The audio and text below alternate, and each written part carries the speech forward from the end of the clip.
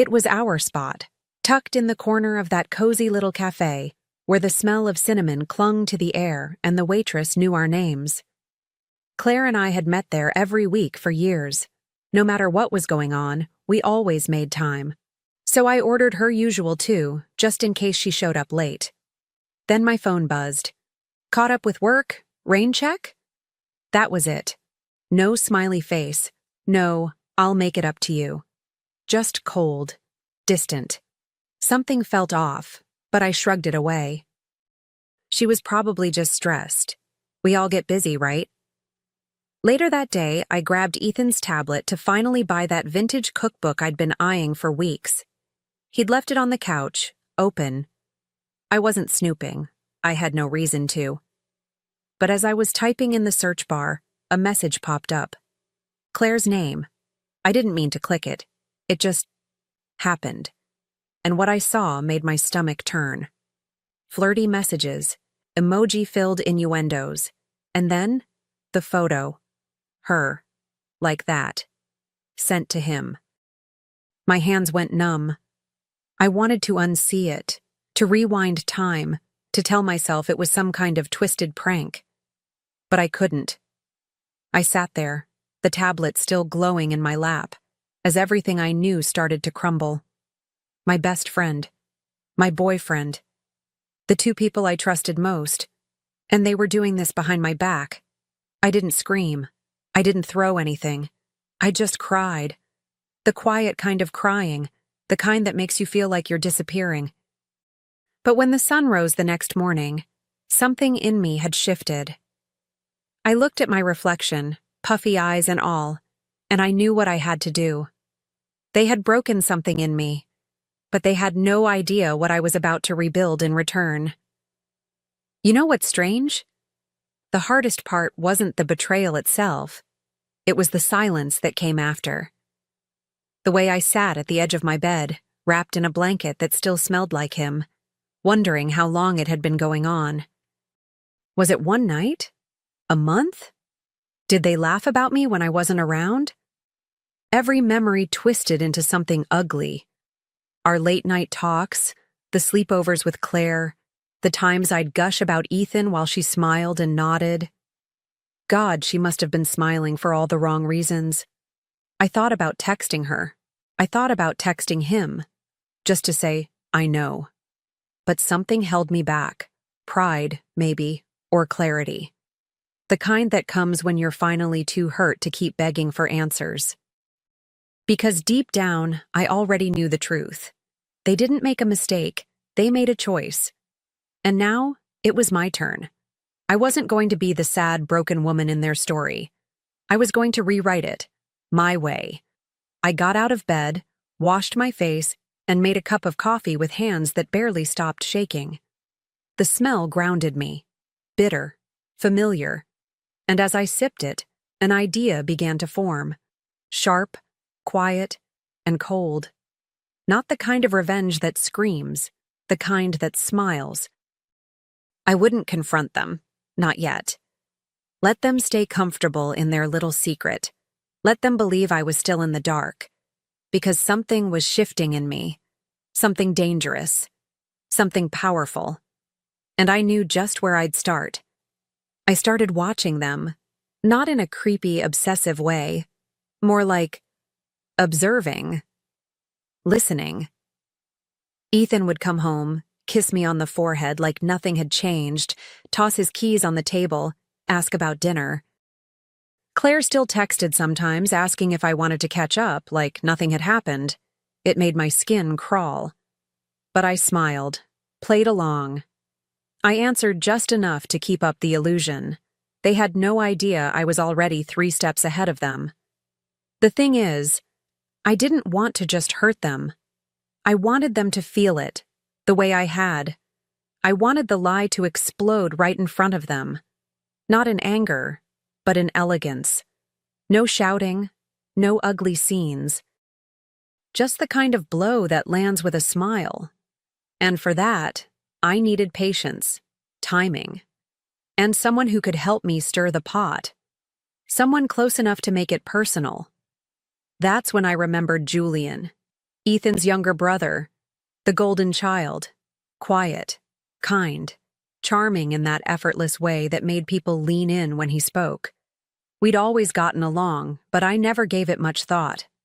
Until now. I hadn't seen him in ages. But maybe that was about to change. I picked up my phone, opened my calendar, and smiled to myself. There was a gallery opening this weekend, the kind of place Julian used to love. Maybe I just happened to be there too. The gallery buzzed with soft music and polite laughter, the kind of elegant noise that never quite fills the space. I walked slowly, letting my heels click against the floor, every step deliberate. My heart wasn't in the art, not really. I was scanning faces, feigning interest in abstract brushstrokes and overpriced sculptures. And then, there he was, Julian. Standing near a painting like he belonged in the frame, hands in his pockets, head tilted, quietly lost in thought. He hadn't changed much, still had that warm, effortless charm that made you forget to breathe for a second. He noticed me before I could pretend to notice him. "Lena?" he said, like a surprise wrapped in nostalgia. I turned, let the smile bloom slowly, the kind that says this is unexpected, even when it's anything but. We hugged briefly, his scent oddly comforting, like cedarwood and memories. He looked good, better than I remembered, and in that moment, I realized something. I wasn't acting. Not completely. There was a part of me, a very real part, that was glad to see him. We walked through the gallery together, shoulder to shoulder, talking about art, life, and everything we hadn't said in years. I laughed too easily, he smiled too much, and there was a flicker in his eyes, something tender, maybe even hopeful. I let my hand brush his once, as if by accident. He didn't pull away. If anything, he lingered. And I thought, this might be easier than I expected. But under the charm, under the warmth, I stayed sharp. This wasn't just a reunion. It was a step, one he didn't even know he was taking. Julian started texting me the next day. Just little things at first. A photo of a painting that reminded him of our night. A quote from a book he said I'd love. And I answered, of course. I kept it light, playful. But something about the way he wrote, the way he saw me, was different. There were no games, no hidden tones. He made me feel seen, really seen, in a way Ethan never bothered to. And for a moment, I forgot I was supposed to be playing a part. We met for coffee the following week, then lunch, then late-night walks. Each time felt easier, more natural. I started dressing for him, soft fabrics, warm tones, a touch of perfume I knew lingered in hugs. He always noticed. He always looked at me like I was something rare. And maybe I started looking at him the same way. There were moments when I'd catch myself laughing, really laughing, and wonder if I was slipping. If this revenge story was turning into something else entirely. But I didn't forget. Not for a second. Every smile, every lingering glance, I still knew why I was doing this. It was part of the plan. And yet, the plan had never included this ache I felt when I said goodbye to Julian each night, or the flutter in my chest when he texted, "Made me think of you." I'd set this in motion with ice in my veins, but somehow warmth had found its way in, and that terrified me more than anything. One night, we ended up at his place. Nothing planned, nothing forced. Just 2 glasses of wine, a shared playlist, and the soft comfort of the couch between us. He told me stories from his childhood, the ones Ethan never shared. How their father was hard on them. How Julian always felt like he was living in his brother's shadow. "Maybe that's why I never said anything before," he admitted, looking at me like he was letting go of a weight. "I thought you were always meant for him." My heart twisted. I wanted to tell him how wrong he was. Instead, I leaned in, not because I was acting, Not because it was part of some scheme, but because I wanted to. And when our lips met, it wasn't calculated. It was soft, tentative, like we were both testing the edges of something fragile. It didn't feel like revenge in that moment. It felt like surrender.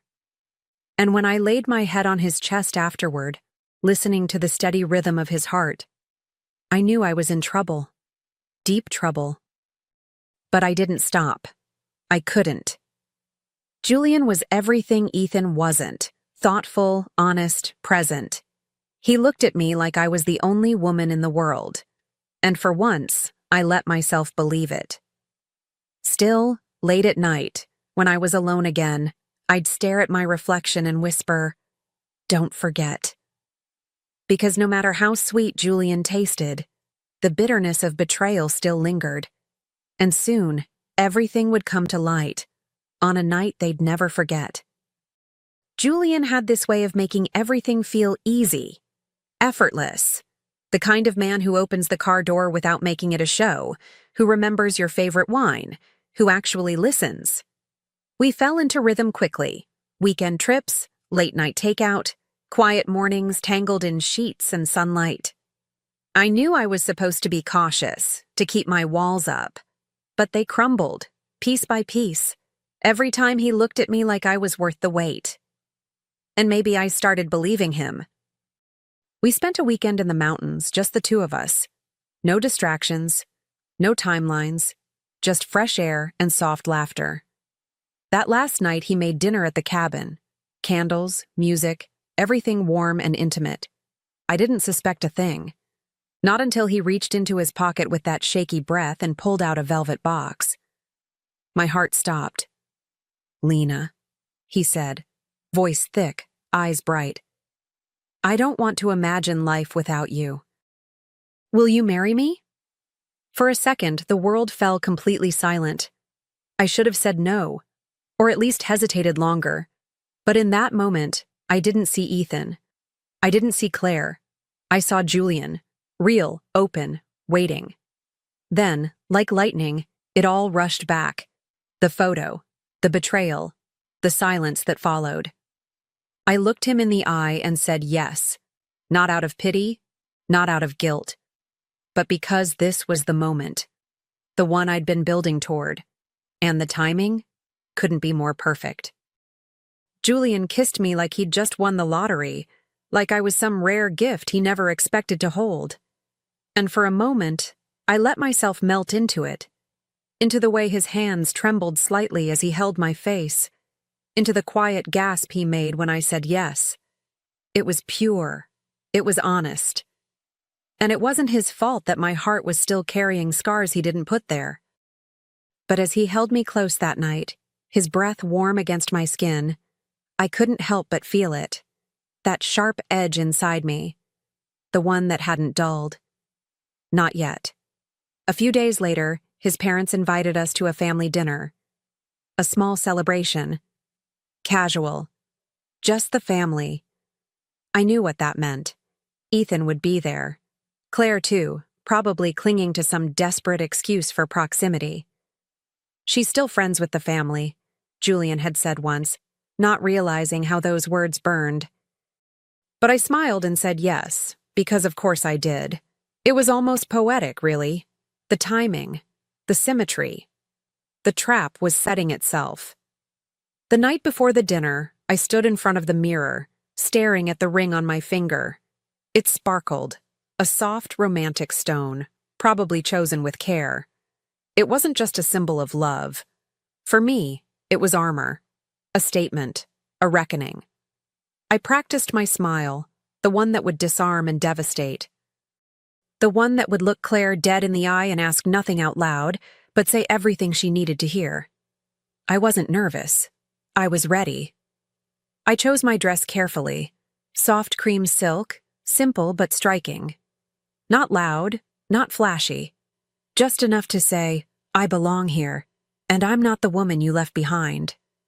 As Julian drove us to his parents' house, he held my hand the whole way, occasionally bringing it to his lips, his thumb grazing the ring like it was some sacred token. I smiled at him, because he deserved that. The warmth, the sweetness. He was a good man. Maybe too good for a night like this. We pulled up to the familiar house, the one I'd visited countless times back when I was still Ethan's girl. The air smelled the same: cut grass, barbecue smoke, jasmine somewhere nearby. But everything else had changed. I walked in on Julian's arm, and every head turned. His mother's eyes lit up. His father offered a surprised but approving nod. And then, like clockwork, Ethan appeared from the kitchen, wineglass in hand, and Claire, right behind him. She froze when she saw me. That was the first victory. Dinner was a blur of clinking glasses and fake laughter. Claire barely touched her food. Ethan kept sneaking glances like he couldn't quite believe what he was seeing. I stayed close to Julian, leaned into his shoulder, laughed at his jokes. Every gesture was real, but also chosen. Carefully, deliberately. Because I wasn't here just to celebrate. I was here to deliver. And when Julian stood up to make a toast, I already knew exactly what was coming. Julian stood, clearing his throat gently, and everyone at the table turned toward him. His mother smiled instinctively. She adored her boys. Ethan leaned back, arms crossed, probably expecting a story about their childhood or some harmless toast about family. Claire kept her eyes low, her fork scraping at untouched potatoes. And me? I kept my face soft, almost shy, as if I didn't know what was coming. But inside, my heart was pounding like a drum. Not from nerves, from satisfaction. I just want to say, Julian began, his voice steady, that I'm happier than I've ever been. He looked down at me, his fingers brushing mine. And I want you all to know, Lena and I are engaged. Gasps echoed like a ripple. His mom clapped her hands together. His dad raised his eyebrows. But I didn't look at them. I looked directly at Ethan, and the color drained from his face so fast I thought he might actually pass out. Claire's fork slipped from her fingers and clattered onto her plate. I slowly lifted my hand, letting the ring catch the warm light like a weapon polished to perfection. "Surprise," I said with a small, sweet smile. "The kind you give when you've already won." Ethan opened his mouth, then shut it. Claire stood up abruptly, muttering something about the bathroom. I didn't stop her. I just watched her leave, her heels clicking too fast across the tile. Ethan started to rise too, but not before I gave him the finishing touch. I turned toward him, eyes steady, and said, "Funny how life works. I lost a boyfriend and a best friend, but gained something much better." The room was so quiet, you could hear the fireplace crackle behind us. Julian was still smiling, completely unaware of the slow-motion explosion he'd just triggered. His arm stayed around me, proud and protective, while Ethan stood frozen, holding that stupid wine glass like it was anchoring him to reality. His jaw was tight. His eyes flicked from my face to the ring and back again, trying to solve a puzzle that was already finished. Part of me wondered if he'd say something, if he'd try to stop this somehow. But he didn't. He couldn't. Claire hadn't returned. No surprise there. She was probably in the bathroom trying not to vomit. Or cry. Maybe both. I imagined her staring at herself in the mirror, wondering how the girl she used to pity had just walked into her world and turned it inside out. I pictured her hands shaking, her mascara smudged, her breath shallow. That's the thing about betrayal. It comes back for you eventually. Not in screams. Not in chaos. In silence. In rings. In carefully planned dinner tables. Julian raised his glass, so sweetly, so innocently. "To love," he said, and everyone echoed it. I clinked glasses, my hand steady. Ethan didn't. He set his drink down and quietly excused himself from the table. No one stopped him. A beat later, Claire slipped out too. Two shadows slinking down a hallway, stunned and shattered.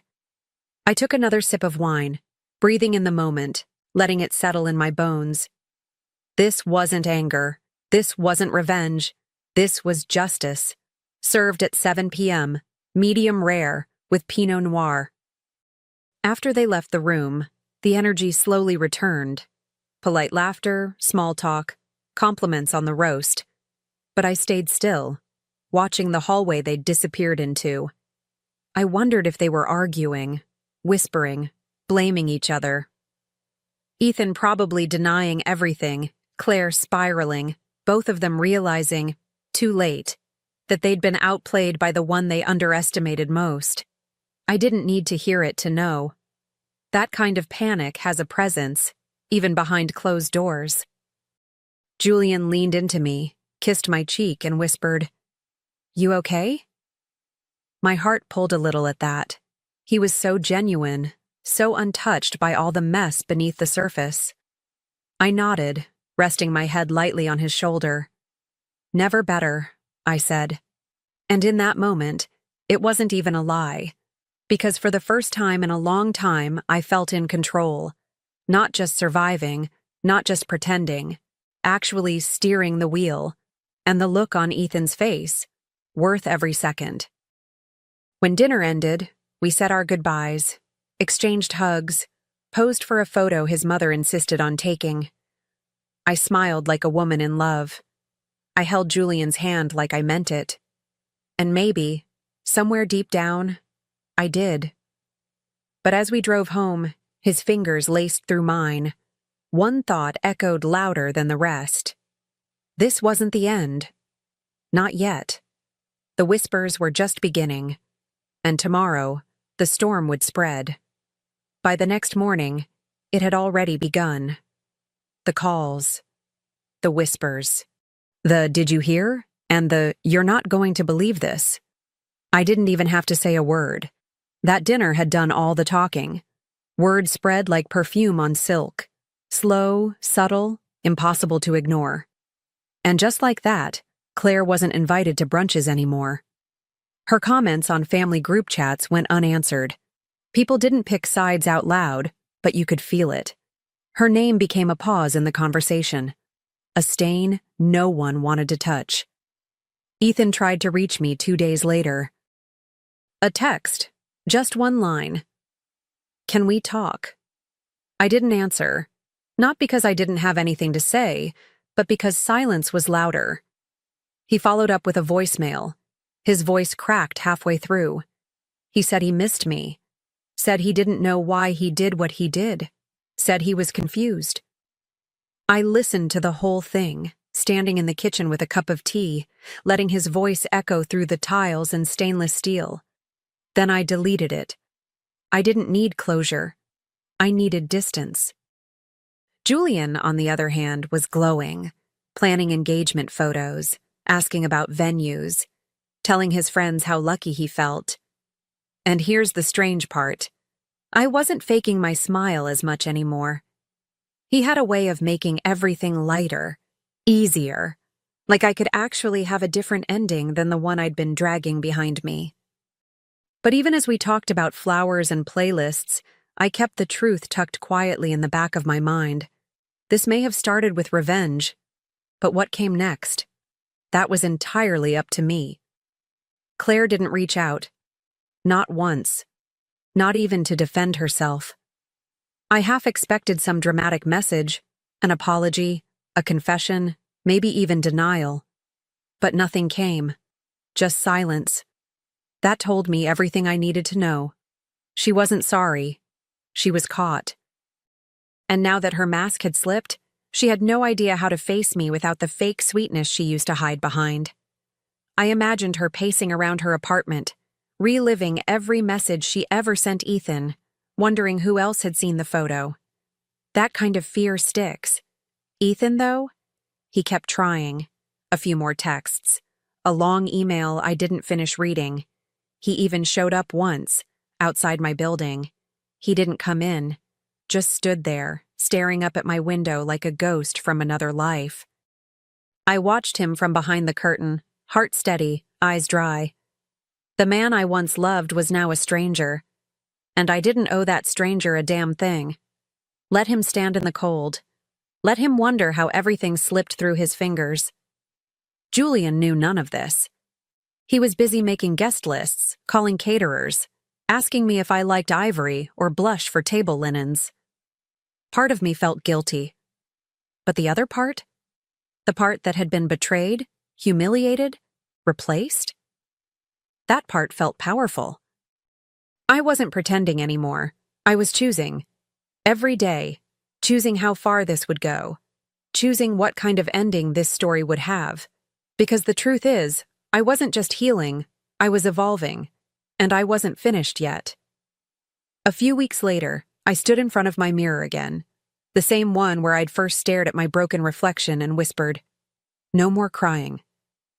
Only this time, the woman looking back at me was different, stronger, sharper. She didn't need permission to take up space. She didn't need anyone to choose her. I slipped the engagement ring onto my finger, slowly, like sealing a promise. Not just to Julian, but to myself. A promise that I'd never be that woman again. The one who begged for honesty from people who gave her lies. There was no ceremony, no fireworks, just a small moment. Me, alone in my apartment, lit by soft morning light, watching the ring catch it like a quiet blaze. It was never about the jewelry. It was about the symbolism, the circle, the claim, the transformation. Julian loved me. Maybe I loved him too. Or maybe I was still learning how to love from a place that wasn't pain. I didn't know what came next. And honestly, that felt freeing. Patricia, after 19 years, we're consolidating leadership, Brent said while checking his phone. Clean out your office today. I sat across from him, absorbing the impact of his words while he continued scrolling through his messages. The corner office that had witnessed countless million-dollar decisions now felt sterile and cold. 19 years of service dismissed during a casual lunch-hour meeting. I understand, I replied, my voice steady despite the shock rippling through me. Thank you for the opportunity to have served Drexler Capital all these years. Brent finally looked up, seeming almost surprised by my composure. He had expected tears, perhaps a scene, something to justify security escort protocols. My calm acceptance appeared to both relieve and disappoint him. Human Resources will handle your exit paperwork, he continued, already turning back to his computer screen. Jennifer will coordinate your final paycheck and severance. I nodded, stood up, straightened my blazer, and walked out. The glass door closed behind me with a soft click that somehow felt more final than a slam. My name is Patricia Long. At 58 years old, I've dedicated nearly 2 decades of my life to Drexler Capital in Minneapolis, Minnesota, building their regulatory compliance infrastructure from nothing. I created the proprietary reporting system that has kept us in perfect standing with the Securities and Exchange Commission for 15 consecutive audits. My work wasn't glamorous or celebrated at company gatherings, but it was meticulous, crucial, and, until today, valued. As I walked back to my office, passing colleagues who had no idea what had just transpired, I thought about the SEC audit scheduled for the following Wednesday. For 5 months, I had been preparing the necessary documentation, running the complex algorithms that generated our compliance reports, and arranging the data that would demonstrate our adherence to federal regulations. I reached my office and closed the door, leaning against it for a moment. On my desk sat the preliminary audit materials, a stack of annotated printouts only I fully understood. My computer contained the only complete map of our reporting system architecture. My password-protected drives held the verification codes required to certify our final submission. And now I had until 5 p.m. to pack my things and leave. I looked at my calendar, where next week's SEC audit was highlighted in red. 5 business days away. I didn't smile. I didn't need to.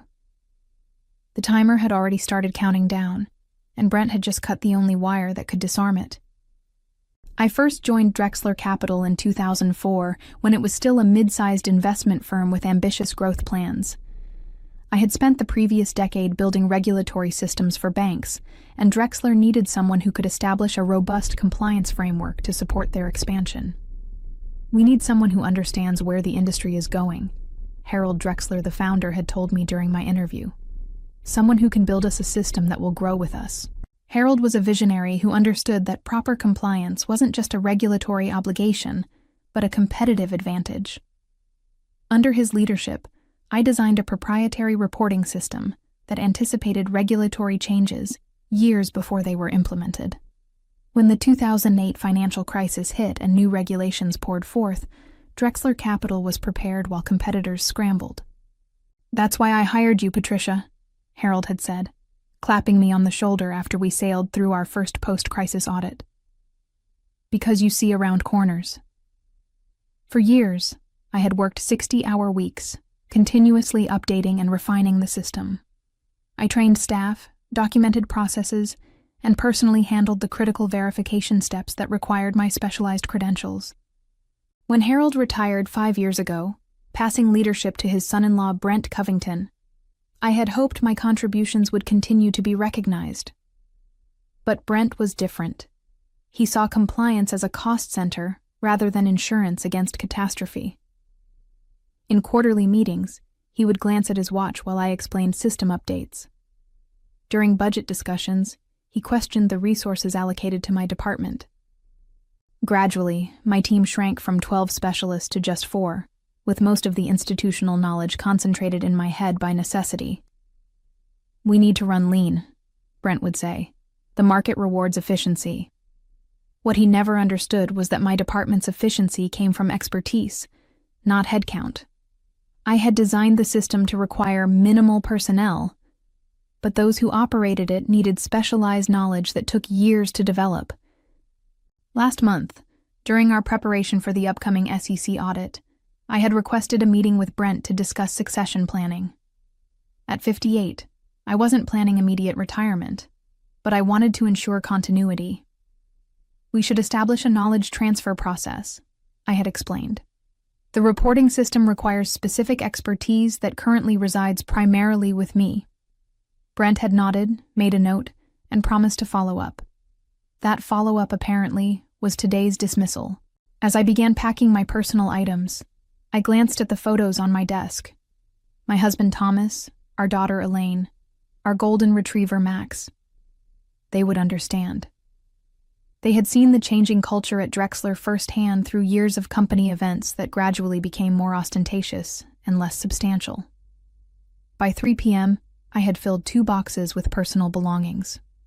My desk was almost cleared, save for my company laptop and the stack of audit preparation materials. Jennifer from Human Resources appeared at my door, her expression carefully neutral, but her eyes betraying discomfort. "Patricia, I have your exit paperwork," she said softly, closing the door behind her. "I'm so sorry about this." Jennifer was 32 and had been with the company for only 4 years. She couldn't possibly understand the depth of what was happening, but her sincerity was appreciated. "Thank you, Jennifer. These things happen in corporate life," I replied, accepting the folder she extended. "The severance package is 6 months," she explained, pointing to the highlighted sections. "And your health insurance will continue through that period. You'll need to sign here acknowledging receipt." As I reviewed the documents, I noticed a non-disclosure agreement and a non-disparagement clause. Standard practice. But reading them carefully, I realized they only prohibited me from discussing company trade secrets or making public statements that could damage Drexler's reputation. There was nothing that prevented me from simply not helping when the inevitable crisis hit. "Everything appears to be in order," I said, signing where indicated. "I do have a question about the audit preparation materials on my desk. Should I leave them here?" Jennifer looked uncertain. "I wasn't given any specific instructions about that. I suppose you should leave anything related to company business." I nodded thoughtfully. "Of course, though these specific documents wouldn't make much sense to anyone without the context I've been building. They're essentially working notes. Maybe you could send an email to your team explaining where everything stands," she suggested, clearly trying to be helpful. That's a good idea, I agreed. I'll do that before I leave. After Jennifer departed, I sat at my computer for the last time. I began drafting an email to my small team, carefully documenting exactly where the audit preparation stood, which was approximately 40% complete, with the most critical components still requiring my verification credentials and system knowledge. I listed the files they would need, the steps that remained to be taken, and the deadlines for each component. I was thorough and professional, as I had always been. But I also knew that without my guidance, this information was like handing someone the individual parts of a watch with no assembly instructions. I sent the email, copying Brent and the Chief Financial Officer Gregory Wells, who would presumably oversee the audit in my absence. Then I gathered my boxes, took one last look around the office that had been my professional home for almost 2 decades, and walked out. As I waited for the elevator, Marissa Chandler, one of my team members, rushed up to me, her eyes wide with panic. "Patricia, is it true? Are you leaving?" she asked, staring at my boxes. "Yes, today is my last day," I confirmed. "The company is consolidating leadership." "But the SEC audit is next week," she whispered. "We're nowhere near ready without you." The elevator doors opened. I stepped inside, holding my boxes. "I know," I said quietly. "I just sent an email with instructions. Good luck, Marissa." The doors closed on her stricken face, and I descended to the lobby, wondering how long it would take for the full implications to dawn on Brent Covington. Thursday morning, I awoke at 6 a.m. out of habit. For 19 years, I had started my day at this hour, reviewing overnight system alerts and preparing for the day ahead. Today, there were no alerts to check, no reports to review. I lay in bed beside my sleeping husband, Thomas, and stared at the ceiling. The freedom felt strange, hollow rather than liberating. I had always derived satisfaction from solving complex problems, from creating order out of regulatory chaos. That purpose had been abruptly removed, leaving an unsettling void. By 7 a.m., with Thomas still asleep, I went downstairs, made coffee, and opened my personal laptop. Out of curiosity, I checked my company email account, which would remain active for 24 more hours according to standard protocols. 27 new messages had arrived since yesterday afternoon. 3 were automated system alerts, indicating that scheduled verification processes had failed to complete, processes that required my authentication. 8 were from Marissa and other team members, asking increasingly urgent questions about specific audit preparation steps. The rest were from various executives, gradually escalating the matter up the chain of command. The most recent email had arrived at 6:42 a.m. from Gregory Wells, the CFO. "Patricia, I understand your departure was sudden, but we urgently need clarification on the audit preparation status. The instructions you provided are insufficient for completion. Please call me at your earliest convenience to discuss transitional support." I closed my email without responding. Thomas appeared in the kitchen doorway, his silver hair disheveled from sleep. "Checking up on them already?" he asked with a knowing smile. I closed my laptop. "Just curious." Thomas poured himself coffee and sat across from me. A retired engineer, he understood complex systems and the problems that arose when they were mismanaged. "How long do you think it will take them to realize they're in trouble?" he asked.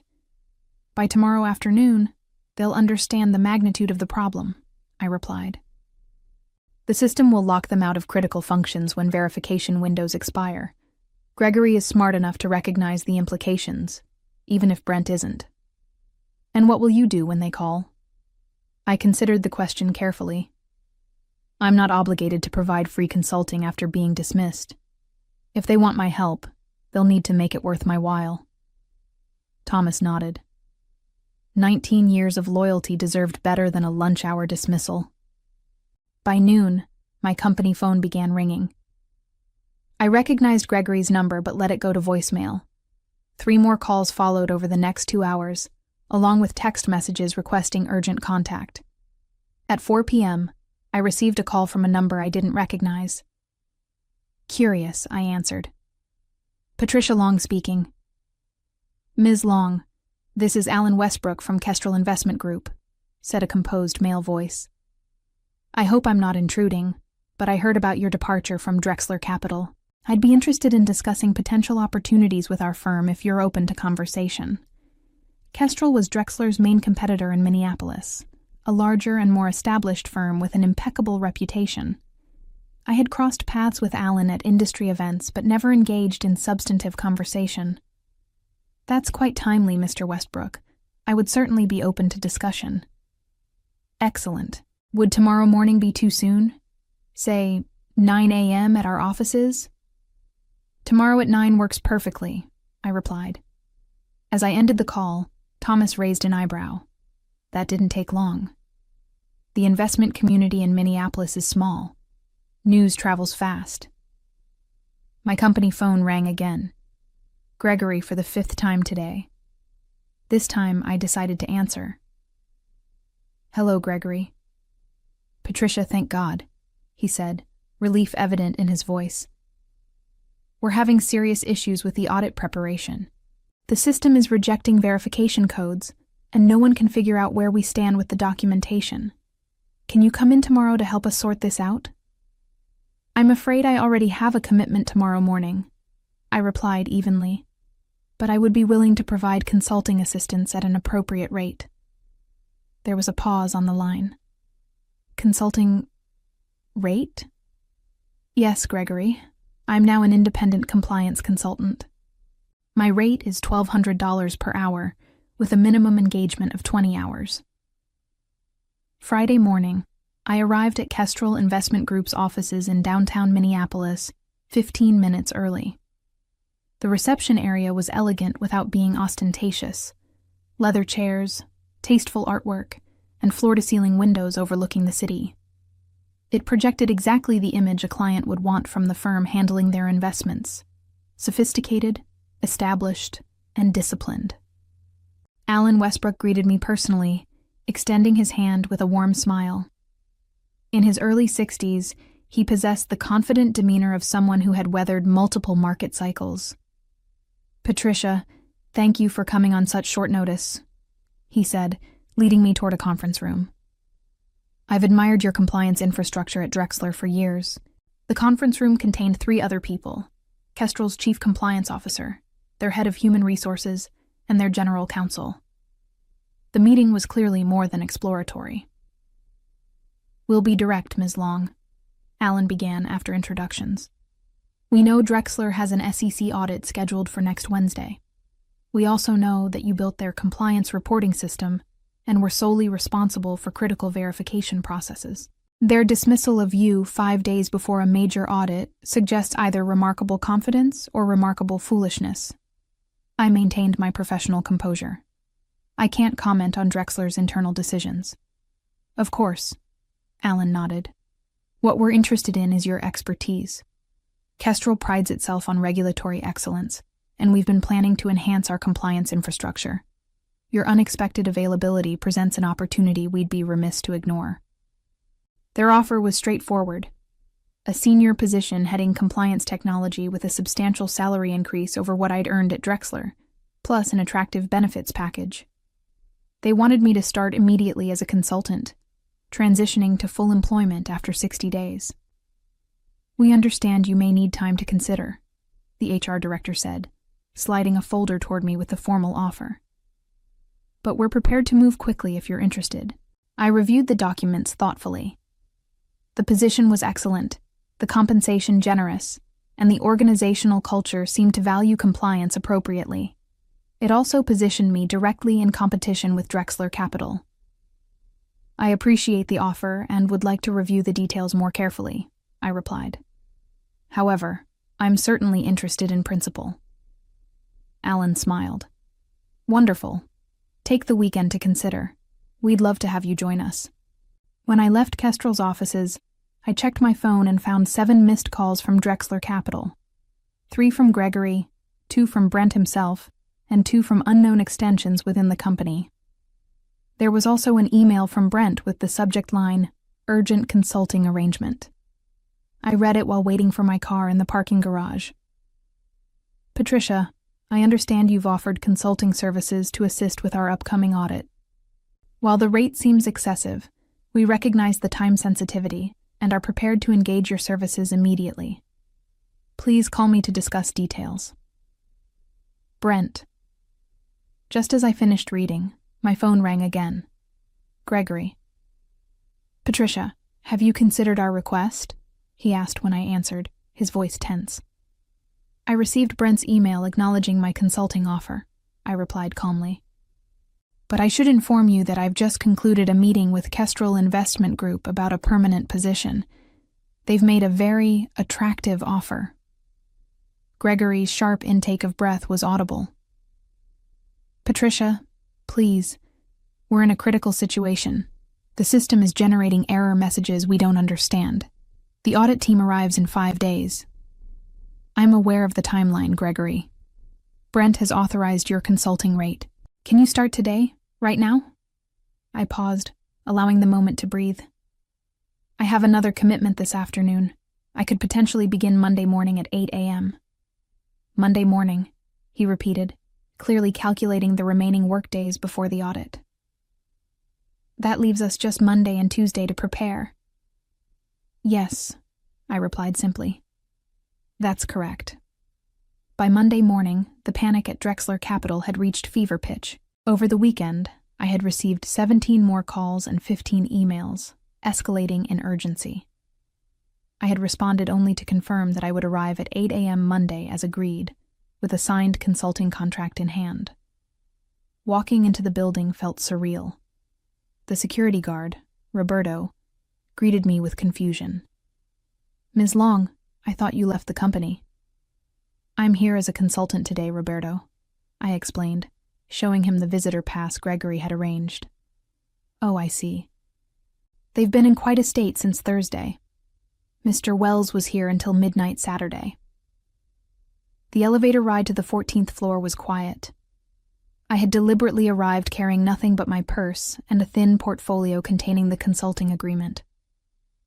I wore a new suit, charcoal gray with subtle pinstripes, purchased over the weekend specifically for this occasion and for my upcoming meeting with Kestrel on Wednesday. It was important to mark visually that I was no longer an employee but an outside professional. The office was unusually active for 8 a.m. As I walked through the floor toward the conference room where we'd agreed to meet, I saw stressed faces and heard urgent conversations. Marissa spotted me and hurried over. "Patricia, thank God. It's a complete disaster. Nothing is working properly." "Good morning, Marissa," I replied with professional distance. "I understand there are issues with the audit preparation." Her eyes widened slightly at my tone, but before she could respond, Gregory appeared from the conference room. "Patricia, thank you for coming. Everyone's waiting inside." The conference room contained Brent, Gregory, the entire compliance team, and 2 IT specialists I recognized. Brent's usual polish was noticeably diminished, his shirt slightly wrinkled, dark circles under his eyes. "Let's get started," he said without preamble. "We have a critical situation with the SEC audit tomorrow." "Wednesday," I corrected calmly.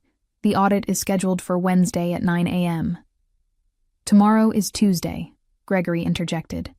"We essentially have today and tomorrow to prepare." I placed my portfolio on the table and removed the consulting agreement. "Before we begin, I'll need this signed and the initial payment processed. 20 hours at $1,200 per hour, for a total of $24,000. Brent's jaw tightened, but he nodded to Gregory, who took the agreement. "We'll process this immediately," Gregory assured me. "In the meantime, can you help us understand what's happening with the system?" I turned to the large monitor on the wall where they had displayed the reporting system dashboard. Red error messages populated nearly every module. "What you're seeing is the system protecting itself," I explained. "The compliance reporting framework operates on a principle of progressive verification. Each module requires authentication at critical points to ensure data integrity for SEC purposes. When those verifications aren't completed within scheduled windows, the system locks those modules to prevent potentially inaccurate reporting. And you're the only one with authentication credentials, Brent stated flatly. That's correct.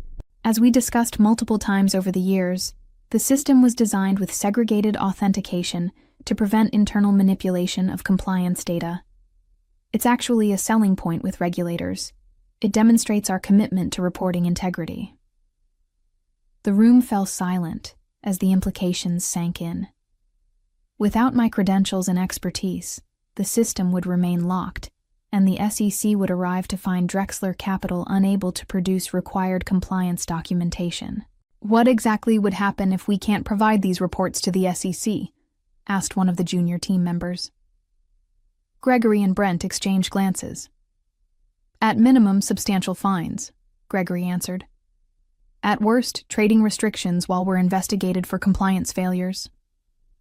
I smiled politely. Shall we begin? By Tuesday afternoon, it was clear that even with my assistance, Drexler Capital wouldn't be fully prepared for the audit. We had managed to unlock the system modules and verify about 60% of the required documentation, but critical components remained incomplete. This is normally a 5-week process, I explained to the increasingly tense room. We're attempting to compress it into 2 days. Brent paced behind the conference table, occasionally checking his phone. What are our options at this point? You could request a postponement from the SEC, I suggested. Cite the recent organizational changes as the reason. And telegraph to the regulators that we've disrupted our compliance function right before an audit. Gregory shook his head. That raises more red flags than it solves. Brent stopped pacing. Patricia, what would it take to complete everything by tomorrow morning? I considered the question honestly. Working through the night might get us to 80% completion, but the risk management attestations require board member signatures, and 3 modules need full verification cycles that take at least 12 hours to process properly. So it's impossible, Gregory concluded. Not impossible, I corrected, but beyond the scope of our current consulting agreement, which ends at 5 p.m. today. Brent's expression darkened. You're saying you'll leave at 5 p.m. regardless of our status? I have a prior commitment tomorrow morning, I replied calmly. A final interview with Kestrel Investment Group. The room fell silent again. Everyone present understood what that meant. I was not only leaving them unprepared for their audit, but joining their primary competitor. How much? Brent finally asked. To stay until it's done. Name your price. I closed my laptop and gathered my notes methodically before responding. The remaining work would require approximately 30 additional hours of my time, at an emergency rate of $1,800 per hour, given the overnight requirement. That's $54,000, payable immediately. Brent didn't hesitate. Done. Gregory, process the payment right away.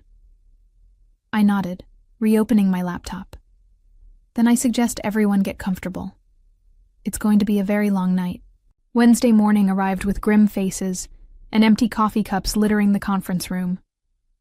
We had worked through the night, and while we'd made substantial progress, the system was still processing final verifications when the receptionist called to announce that the SEC audit team had arrived.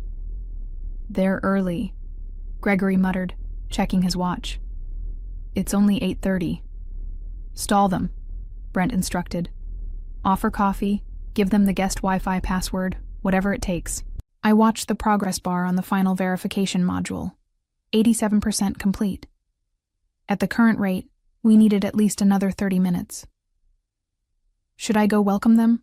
I asked innocently. As the compliance consultant? Brent's gaze snapped to me. Absolutely not. I don't want them knowing we had to bring you back as a consultant. I nodded understandingly. In that case, you'll need to explain the incomplete modules yourself. The documentation package should include a disclosure about the current status. Gregory looked alarmed. We need to disclose that we're not fully prepared? SEC Regulation 17A4 requires full transparency regarding any compromised compliance processes, I explained. Attempting to conceal the system status would constitute a serious violation. Brent's face flushed red. This is absurd. We paid you $78,000 to fix this situation. You paid me to assist with audit preparation on an emergency basis, I corrected. I've done exactly that. The fact that the system cannot be fully prepared in the time available is a consequence of decisions made before our consulting arrangement began. The verification progress bar reached 91% as voices became audible from the reception area. The SEC team was being escorted to the designated audit room. What do we do now? Gregory asked, desperation evident in his voice. I picked up my belongings and straightened my suit jacket. You tell them the truth. 3 weeks later, I sat in Alan Westbrook's office at Kestrel Investment Group, reviewing the implementation plan for their new compliance reporting infrastructure. My corner office overlooked the Minneapolis skyline, and a nameplate on my desk read, Patricia Long, Senior Vice President, Compliance Technology. Alan entered with a newspaper, smiling as he placed it on my desk. Have you seen today's business section? The headline read, Drexler Capital faces regulatory sanctions following failed SEC audit. The article detailed how the firm had been assessed a $2 million fine and placed under enhanced supervision after significant deficiencies were discovered in their compliance reporting. Trading restrictions had been imposed on certain investment products until remediation was completed. Unfortunate, I commented, pushing the paper aside. Certainly for them, Alan agreed, taking a seat. Though I understand Brent Covington is no longer with the company. That was news to me, though not entirely surprising. The board finally recognized his judgment issues. After a $2 million fine and trading restrictions, I believe they had little choice. The word is that Harold Drexler himself came out of retirement temporarily to stabilize the situation. I felt a twinge of satisfaction at that. Harold had always respected my work and understood its value. Had he still been in charge, I doubt I would have been so unceremoniously dismissed. How's our new system implementation progressing? Alan asked, changing the subject. On schedule. We should have the framework completed within 6 weeks, well before our next audit cycle. Excellent. The board was extremely impressed with your presentation last week. They've approved the additional budget you requested for specialized staff. As Alan left, I turned back to my computer, where I was drafting job descriptions for the compliance technology team I would be building. Unlike at Drexler, this team would have proper redundancies, thorough documentation, and distributed expertise, measures I had advocated for years but had been denied due to budget constraints. My phone buzzed with a text message from Thomas. Dinner tonight to celebrate 1 month at the new job? I smiled and replied affirmatively. Life had taken an unexpected turn, but I had landed on my feet, better than on my feet actually. My compensation at Kestrel was 40% higher than at Drexler. My role had expanded, and the culture valued regulatory excellence as a competitive advantage rather than a necessary evil. Later that afternoon, I received an email from Harold Drexler himself. Patricia, I hope this finds you well. I've returned temporarily to address the situation at Drexler Capital, and I wanted to reach out personally. The decisions made regarding your position were short-sighted and have cost the company dearly. While I understand you've moved on to what I hear is an excellent opportunity, I wanted to express my personal regret about how things were handled. Regards, Harold. I appreciated Harold's message but felt no inclination to respond immediately. Perhaps in time the sting of dismissal would fade, but for now I was focused on building something better at Kestrel. The events of the past month had taught me an important lesson. True value isn't always recognized until it's gone. Expertise built over decades cannot be consolidated away without consequences. And sometimes, the most powerful revenge isn't taking action. It's simply stepping aside and allowing reality to deliver its own harsh lessons. As I looked toward the future, I knew that the best response to underappreciation wasn't bitterness, but excellence on a new stage where that excellence would be valued. And that's exactly what I intended to deliver.